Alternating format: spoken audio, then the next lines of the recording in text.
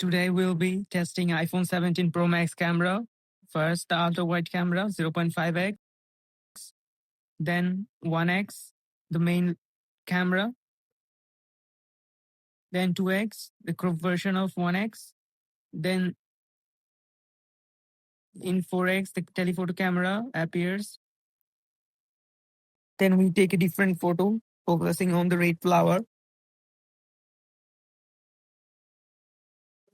Moving into 8x, it focuses the red flower again.